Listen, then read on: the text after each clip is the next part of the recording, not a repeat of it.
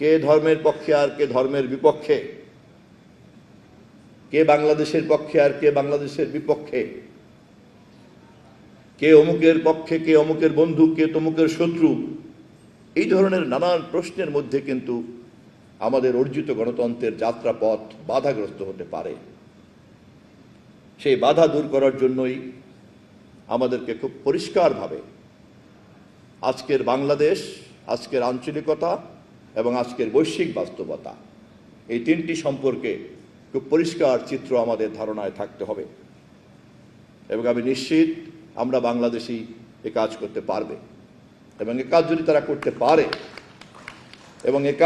করতে পারে তাহলে বাংলাদেশের রাজনীতিতে কোনো কৃত্রিম বয়ান জায়গা করে নেবে না।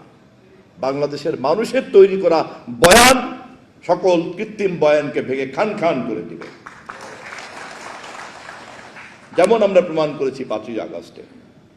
এবং 5ই আগস্টের পরবর্তীতেও আমরা যখন দেখেছি, যখন কেউ কেউ কৃত্রিম বয়ান তৈরি করতে চান, কৃত্রিম কাহিনী তৈরি করতে চান, কৃত্রিম চরিত্র তৈরি করতে চান, এবং কৃত্রিমভাবে কেউ কেউ বিশাল বড় নেতা হিসাবে নিজেদেরকে আবির্ভূত করতে চান, আমরা তার বিপরীতে কোনো মান অভিমান এবং আক্রোশ ব্যক্ত করতে চাই না। আমরা শুধুমাত্র ইতিহাসের নিঃসারিত সঠিক বয়ানের গতিটাকে আমরা উন্মোচিত করতে চাই। ইতিহাস যেখানে সঠিকভাবে কথা বলে, সেখানে বিকৃতকারীরা হেলিকপ্টারে করে পালিয়ে যেতে বাধ্য থাকে। শক্তি হচ্ছে ইতিহাসের, শক্তি হচ্ছে জনগণের, শক্তি হচ্ছে সত্যের। এই উপমহাদেশে 56,000 বর্গমাইলের বাইরে যারা বাংলায় কথা বলেন, আর আমরা যারা 56,000 বর্গমাইলের মধ্যে থেকে বাংলায় কথা বলি, আমাদের মধ্যে ভাষার মিল আছে, কথা সত্য। কিন্তু এ কথাও তো সত্য, আমাদের সাংস্কৃতিক মনোজগতের মধ্যে একটি মৌলিক পার্থক্য আছে। যারা এটাকে আড়াল করতে চান, আমি মনে করি তারা হয় বোকা অথবা তাদের কোনো সুদূর প্রসারী দূরভিসন্ধি আছে। কোনটা তা আমি মন্তব্য করতে চাই না, তবে এটা খুব পরিষ্কার থাকা দরকার। 56,000 বর্গমাইলের কোনো বাঙালিকে বাঙালিত্বের সার্টিফিকেট নেওয়ার জন্য সীমান্তের উপরে গিয়ে কলকাতা অথবা কারো কাছে ধার করতে হবে না। ঐতিহাসিকভাবেই, নৃতাত্ত্বিকভাবেই এই দেশের জন্ম নেওয়া বাঙালি আমরা ইতিহাস থেকে কথাও খুব পরিষ্কারভাবে জেনেছি এবং প্রমাণিত। জাতপাতের কাঠামোর কারণে কেমন করে সনাতন ধর্মের পরে বৌদ্ধ ধর্ম, বিতাড়িত বৌদ্ধ ধর্মের পরে কিভাবে এখানে নতুন করে ইসলামের সাম্যবাদের আলোকে এই এলাকার সমস্ত মানুষরা দলে দলে ধর্মান্তরিত হয়েছেন, পবিত্র কোরআনকে গ্রহণ করেছেন। এটাও ইতিহাসের জানা সত্য, কেউ বানিয়ে কথা বলছে না। এবং এই বিবর্তন আমাদের সংস্কৃতির মধ্যে যে একটা স্বকীয়তা দিয়েছে, সেই স্বকীয়তার নাম হচ্ছে বাংলাদেশী জাতীয়তাবাদ।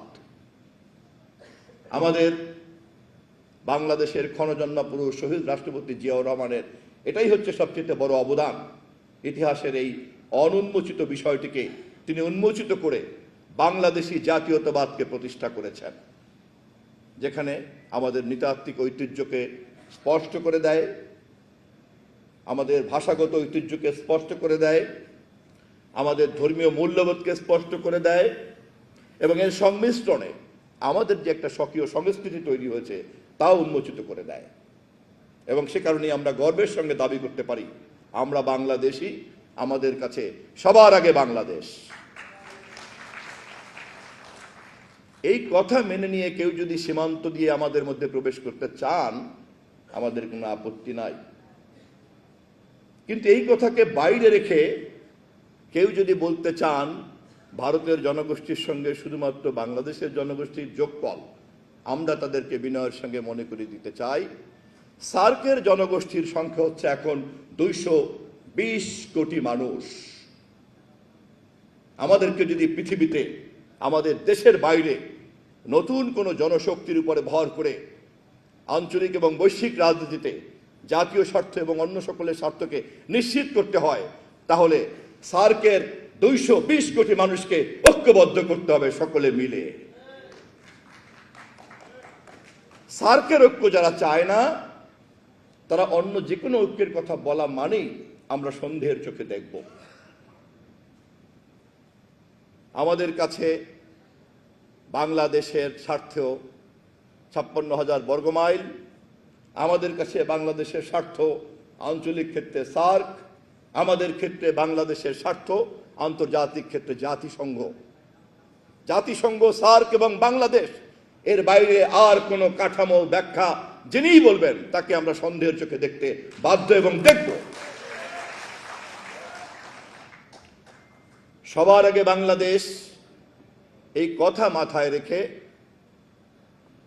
আঞ্চলিকতার জন্য সার্ক, আন্তর্জাতিকতার জন্য জাতিসংঘ, এই পথ ধরেই আমরা একটা বৈশ্বিক মানচিত্রে আমাদের সম্মানজনক মর্যাদা, আঞ্চলিক মানচিত্রে আমরা আমাদের সম্মানজনক মর্যাদা অর্জন করতে চাই।